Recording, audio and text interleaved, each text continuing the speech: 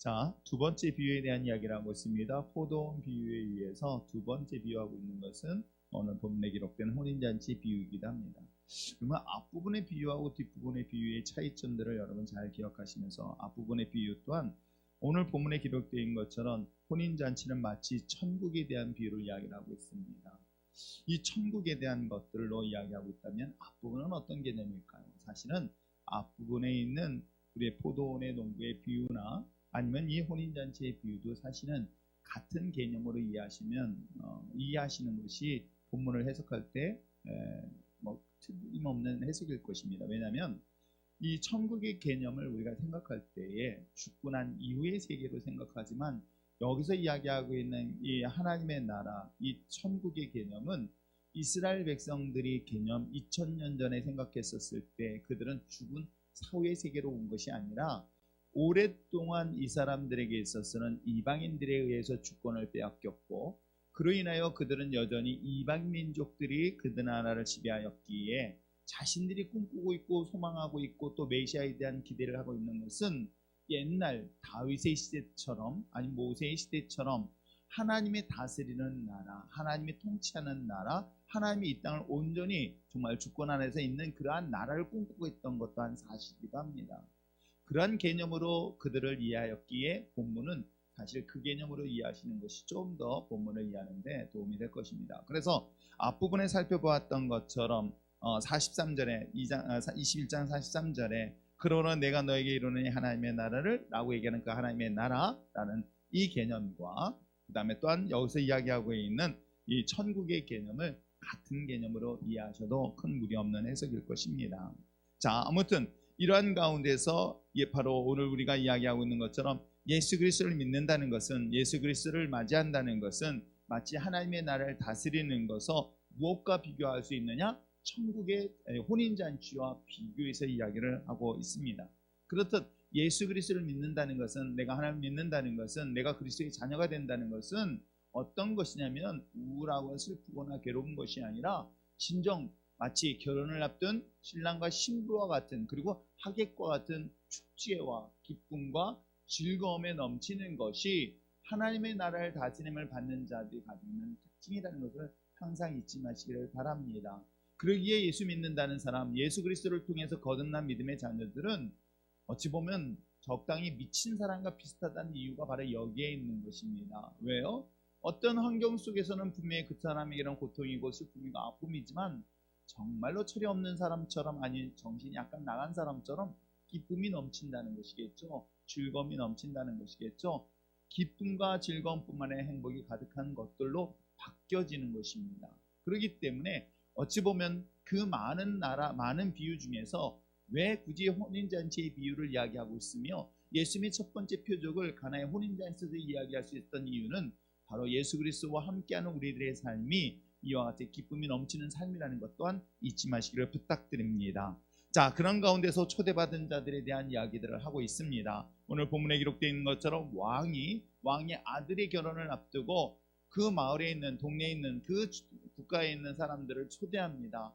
귀한 초대의 자리에 있었을 때에 이 초대받은 사람들의 반응을 오늘 성경을 통해서 보면은 이렇게 이야기하고 있습니다. 자, 3절부터 보겠습니다. 그 종들을 보내 요청한 사람들을 혼인잔치에 오라 하였다고 했습니다. 왕의 신하들을 보내서 혼인잔치를 초대하였던 것이죠. 그랬더니 이 초대받은 사람들이 어떻게 반응을 하느냐? 오기를 싫어하였다라고 기록하고 있습니다. 그러면서 4절을 한번 읽어볼까요? 4절 읽겠습니다. 시작.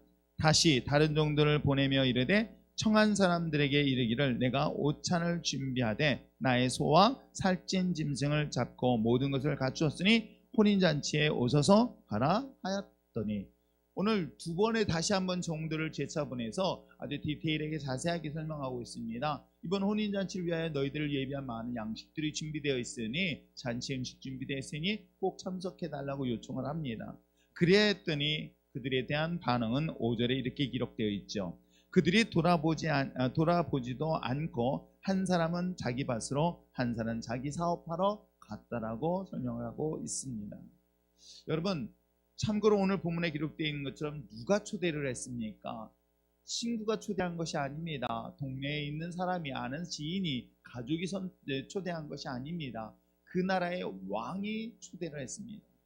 그렇다면 여러분, 여기서 이야기하고 있는 하나님의 나라, 그리고 이 하나님의 나라와 과연 오늘 이 혼인잔치의 비유를 잘 생각해 보시기를 바랍니다. 왜냐하면 그들에게 있어서는 어찌 보면은 가장 기대하고 소망하고 있는 것이 하나 있다고 한다면, 여전히 오랜 시간 동안 주권을 박탈당한 채 억압을 당하면서 고통을 당하고 있는 그들에게 있어서 진정한 소망이 무엇이었다면은 바로 하나님이 다스리는 그 꿈꾸는 나라를 기대하고 있었는데도 정작 그 왕이 그들을 불러섰을 때는 자기 일들이 분주하다는 것을 볼 수가 있습니다. 그래서 오늘 본문에 기록되어 있는 것처럼 무엇 때문에 나오지 않냐면 자기 밭으로 자기 사업을 하면서 자기라는 단어가 반복돼서 보여주고 있는 것입니다. 사실은 오늘 초대한 자가 분명히 왕인데도 불구하고 중요한 것은 누가 중심이 되냐면은 자기가 중심이 되어지고 있다는 것을 본문을 통해서 볼 수 있는 것이겠죠. 그렇습니다. 어찌 보면 하나님이 초대한 그 자리에 우선순위가 하나님이 아닌 자기 자신이 오늘날에도 여전히 계속되어지고 있는 것은 아닐까를 항상 생각합니다. 우리는 하나님의 믿는 자녀로서 우리의 모든 삶에 누구로부터 다스림을 받고 누구로부터 통치를 받아야 될 것인가? 여러분, 하나님의 나라라는 것은, 이 나라라는 개념 속에 가지고 있는 가장 중요한 것은 나를 다스릴 수 있는 주권을 말하는 것입니다. 나를 통치하는 것이죠. 나라가 세워지기 위해서는 세 가지 요소가 필요한 것인데, 국민, 그 다음에 영토, 그 다음에 주권입니다. 그 나라를 다스릴 수 있는, 통치할 수 있는 그 주권을 말하고 있는데, 가장 중요한 원리겠죠. 내가 하나님의 나라의 다스림을 받는다는 것은 내가 하나님의 국민으로서 당연한 것인데, 놀랍게도 정작 왕이 날 다스리고 요구했었을 때는 중요한 것은 왕의 다스림이 중요한 것이 아니라 내가 중심이 되고 있다는 사실을 오늘 성경을 통해서 소개를 하고 있습니다. 이런 것들이 어찌 보면 오늘날 우리들의 신앙생활 속에서도 쉽게 볼 수 있는 것이 아닐까요? 우리가 하나님을 믿는 데, 신앙생활하는 데 있어서 가장 중심이 하나님이 아니라 내가 중심이 되어지고 있고, 하나님이 기뻐하는 것이 아니라 내가 기뻐하고 내가 만족하면 우선순위를 거기에 두고 있는 것이 오늘 여기 본문에 기록되어 있는 첫 번째 사람들의 반응이 아닐까 생각해 봅니다. 또 하나 있습니다. 그 다음에 나타나는 것은 6절입니다. 자, 6절에 보니까 한번 읽어보실까요? 6절 읽겠습니다. 시작. 그 남은 자들은 종들을 잡아 모욕하고 죽였다라고 기록하고 있어요. 이 종들을 잡아 죽이고 모욕했다라고 하는 이야기들을 과연 이들이 누구일까? 과연 오늘날 우리가 이와 같이 왕의 초대를 하는 그 종들을 거절할 뿐만 아니라, 거부할 뿐만 아니라 그들을 모욕하고 그들을 핍박하고 그들을 죽이기까지 했던 자들이 누구일까? 사실 이 비유에 대한 예수님의 말씀은 앞부분에 대한 얘기부터 계속 출발을 하고 있습니다. 성전에 입성하시고 난 다음에 성전에 개혁하는 장면을 보였고, 이것에 대하여 직접적으로 설교했던 첫 번째 비유 설교, 포도원에 대한 비유 설교도 제사장과 대제사장과 바리새인들에 대한 메시지가 이 안에 포함되어 있다고 한다면, 여기서 이야기하고 있는 즉 왕의 신하들을 잡아 왕이 보낸 종들을 잡아 죽이고 모욕했던 그들 또한 누구를 지칭하고 있냐면, 놀랍게도 대제사장들과 바리새인들을 이야기하고 있는 것으로 보여지고 있습니다. 자, 이와 같이 어찌 보면 적극적으로 초대하는 것들을 거부하고 있는 그들에게 있어서 왜 그럴까를 좀 더 깊이 묵상하게 됐습니다. 특별히 요즘 같은 시대 속에서 다시 한번 돌아보게 됩니다. 이기적인 자기의 신앙뿐만 아니라 강력하게 거절했던 그들의 모습 속에서 보여주고 있는 것이 무엇일까? 무엇이 그들에게 오랫동안 핍박 속에서, 고난 속에서, 고통 속에서 정작 메시아를 기다리고 있는데 그 메시아의 초대 속에 그걸 거절하는 이유가 무엇 때문일까를 생각해 보았는데, 요즘 모습을 보면서 바로 익숙함 때문이 아닐까 생각합니다. 그 익숙함은 놀랍게도 자기에게 이젠 그것이 편하게 느껴질 때가 있습니다. 오랜 시간이었습니다. 약 700년이 예수님의 탄생부터 약 750년, 780년, 그러니까 약 800년이란 기간 동안의 나라를 잃어버렸습니다. 그리고 그들은 뿔뿔이 흩어진 상태에서 주권을 잃어버리고 여전히 오랫동안 스가랴 선지자이던, 아니면 정말 하나님이 약속한 그 미가 선지자를 중심으로 하였던 예언된 그 메시아를 기다리고 있던 그들이 1년 지나고 10년 지나고 100년 지날 때까지만 해도 어느 정도 가능성이 있었지만은 그게 약 800년이라는 기간이 지나고 났었을 때 그들은 어떤 생각을 하고 있을까? 여전히 그들은 메시아를 기다리고 있었을 것입니다. 왜냐하면 메시아의 사상은 그들의 문헌을 보면 계속해서 나와 있는 건 사실이기도 합니다. 그런데 막상 정작 메시아에 대한 이야기가 들렸었을 때는 지금 생활이 편하다는 것이겠죠. 익숙하다는 것이겠죠. 누가? 대제사장이라는 거예요. 바리새인이라고 얘기하는 거예요.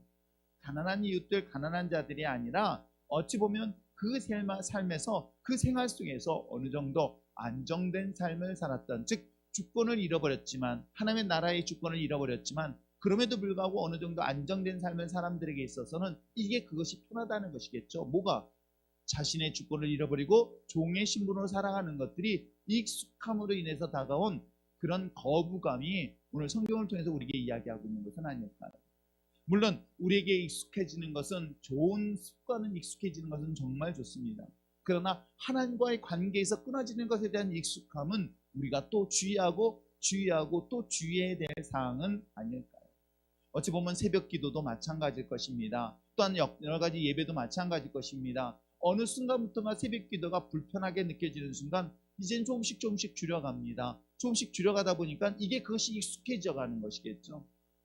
하나님 앞에 드려지는 예배의 시간이 점점 익숙해지고 기도하는 시간들이 점점 줄어드는 것이, 그것이 나에겐 익숙함으로 다가오고 있는 것입니다. 그래서 제가 이번에 11시에 다시 특별 새벽 모여서 기도하라는 이유가 바로 그런 이유 때문이에요. 어느 순간부터가 내가 기도하는 시간들이 줄어드는 것이 자연스럽게 익숙해져 가고 있는 우리들의 모습을 다시 한번 이 사건을 통해서 깨우쳐야 되지는 않을까요? 또 하나, 이 익숙함뿐만 아니라 편안함이 익숙함으로 연결되어진다는 것 또한 우리가 정말 이 시대의 마지막 종말의 시대 때 조심해야 되지는 않을까 생각해 봅니다. 자, 그런 가운데서 왕은 어떤 선택을 합니까? 자, 8절부터 한번 볼까요? 8절 읽겠습니다. 오케이. 7절과 8절을 한번 읽어보시길 바랍니다. 시작.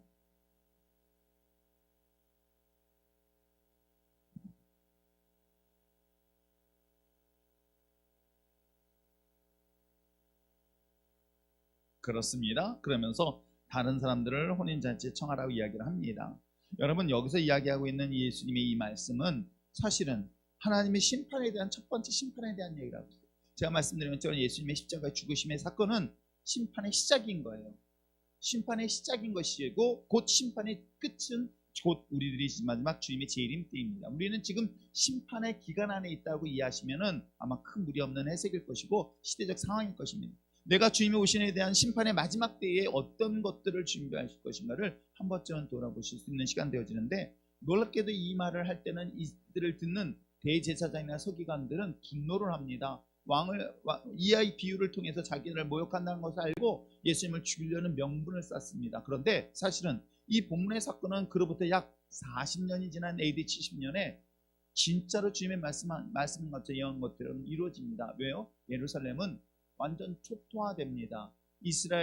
로마에 의해서 이스라엘은 정말 예루살렘 성 하나에 돌 하나 남지 아니할 정도 다 허물어지고 많은 사람들이 죽임을 당할 뿐만 아니라 이스라엘에 있는 모든 사람들은 어떻게 되는지 아십니까?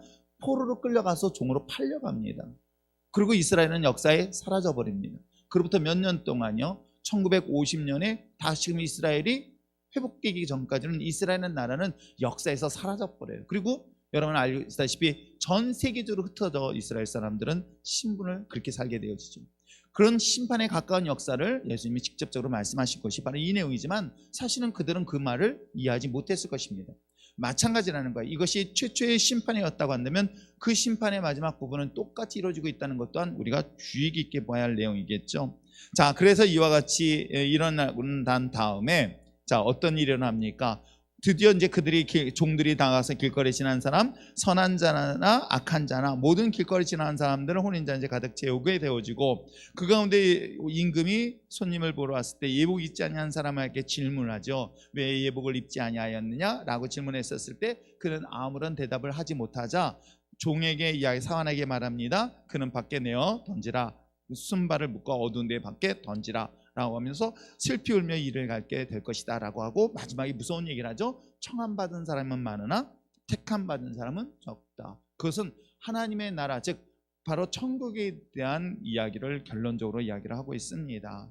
그러면서 예복에 대한 얘기는 여러 가지 해석이니까 잘 이해하겠지만, 또 한편으로 이 본문을 보면서 이 청함받은 사람 가운데 예복을 입지 않은 사람이 무엇 때문에 예복을 입지 않았을까 라는 것은 어찌 보면 오늘날 우리들의 신앙생활 속에도 이런 부분들이 아닐까. 왜? 아까 얘기한 것처럼, 앞부분에 얘기한 것처럼 자신의 밭, 자신의 사업 때문에 분주하여서 정말 하나님의 나라의 다스림을 받는 것을 멀리하는 경우, 그것은 굳이 내가 꼭 교회 안에서만이 아니라 밖에서도 마찬가지입니다. 내가 사업을 하는 가운데서도 사실은 그 주관이 하나님이 중심이나 다스림이 아니라 자기가 중심이 되어지는 것이죠. 하나님은 멀리 떠나게 되어지는 경우도 있는 것처럼, 이 사람, 의복을 입지 않은 사람이 무엇 때문일까 생각해 봤더니 그 또한 마찬가지 뭘까요? 이 사람이 전혀 모르는 문화를 얘기하는 것은 아닙니다. 이건 익숙한 문화를 말하고 있기 때문에 그렇습니다. 그런데 왜 이런 일들이 일어났을까 생각했더니 중요한 것은 자기예요. 이기적인 것이라는 것이죠. 상대방에 대한 배려가 중요하지 않습니다. 왜? 당시의 왕의 아들의 잔치는 내가 당연히 예복을 갈아입을 수 있도록 예복도 다 사실 준비해 줍니다. 그런데도 불구하고 상대방의 기분이 중요한 게 아니라 내가 중요한 거예요. 내 자신이 중요한 것은 아닐까를 더 깊이 생각해 보아야 될 내용입니다. 누구를 위한 잔치일까? 그리고 누구를 기쁘게 할 것인가? 이 잔치는 자기가 기쁜 게 아니에요. 그 왕의 아들 결혼잔치에 왕을 기쁘게 할 것이고 왕의 아들을 기쁘게 하는 것이 어쩌면 혼인잔치가 가지고 있는 중요한 의미겠죠. 그렇기 때문에 우리가 누구를 기쁘게 할 것인가, 그 기쁨의 자리에 바로 왕의 아들을 축하하기 위한 자리라고 한다면, 그런데도 불구하고 그걸 무시하는 것은 어찌 보면 우리들의 신앙생활도 마찬가지 아닐까요? 내가 내 삶에서 주어진 이 모든 삶이 하나님의 다스리는 거룩한 나라는 결국 누구를 기쁘게 하시는 것이다? 하나님을 기쁘시게 하는 것, 그것이 창조의 목적인 거예요. 우리를 창조하신 목적은 우리를 통해 하나님을 기쁘시게 하는 거예요. 그랬더니 누구는 그런 얘기를 합니다. 하나님만 기쁘게 하면 얼마나 난 기쁜 나빠? 웃기지 마십시오. 사실 하나님의 기쁘시게 함으로 인하여 우리가 누릴 수 있는 것들이 더 풍성하다는 건 여러분 아십니까? 내가 공부를 잘했더니 그 잘함으로 인해서 내가 좋은 직장을 얻게 되거나 좋은 보직을 얻게 되거나 좋은 높은 자리에 가게 되어지면 부모는 그걸 통해서 뭐예요? 하나님을 기쁘시게 하는 거예요. 부모님이 영광을 받게 되어진 거죠. 내 자녀가 세상에서 손가락질 받는 것은 그 부모의 얼굴에 먹칠을 하지만 그 자녀가 잘 되어지고 그 자녀가 정말 훌륭하게 모든 칭찬을 받는다는 것은 부모의 이름이 높임을 받는 것이겠죠. 그럼 결국은 그 자녀에게도 자기에게 돌아오는 것이 큰다는 것을 볼 수가 있습니다. 우리의 삶도 마찬가지 아닐까요? 정말 우리의 삶이 내가 기쁜 게 아니라 하나님을 기쁘시게 하는 삶, 하나님을 만족하게 하는 삶에 대한 우선순위를 여러분 잘 두시길 바랍니다. 그래서 저는 예복을 보면서 믿음에 대한 얘기도 있고 여러 가지 얘기지만 중요한 것은 정말 하나님을 기쁘시게 하는 삶에 대한 것들을 여러분 삶 속에서 가장 우선순위를 두시길 바랍니다. 그리하지 않다면 그 결론이 얼마나 무서운 결론인지 아십니까? 여러분 여기 있다고 해서 택함 받은 것이 아닙니다. 오늘 본문에 기록된 것처럼 그 혼인잔치에 많은 사람이 청함을 받았습니다. 그러나 택함 받은 사람이 적다는 것은 우리로 하여금 오늘날의 우리들의 신앙을 다시 한번 점검하고 돌아봐야 되지는 않을까요? 신천지는 어떻습니까? 그래서 청함 받은 사람이 아닌 택함 받은 사람 되겠다고 얼마나 몸부림치면서 노력하는지 몰라요. 그러나 우리는 그런 관점에서 보지 마시고 오늘 성경에 기록되어 있는 것처럼 이 본문을 통해서 그래 내가 하나님 앞에 택함 받은 사람으로서 내가 내 삶의 우선순위를 어디에 둘 것이며 무엇에 둘 것이며 어떤 삶을 살 것인가를 진지하게 고민하며 나갈 수 있는 저와 여러분 되시길 주님으로 축원합니다. 결론적으로 말씀드리면 불편하더라도 어렵더라도 힘들더라도 신앙의 자리, 기도의 자리, 말씀의 자리, 또 말씀대로 살아가는 자리에 힘쓰여 나갈 수 있는 저와 여러분 되시길 주님으로 축원합니다. 또 하나 마지막으로 누구를 위한 삶? 주님의 영광을 위하여 삶을 살아갈 수 있는 거룩한 믿음의 자녀 되었으면 좋겠습니다. 그래야 여러분의 모습을 통해서 작은 예수의 향기가 세상 가운데 퍼져나가길 주님으로 축원합니다. 기도하겠습니다.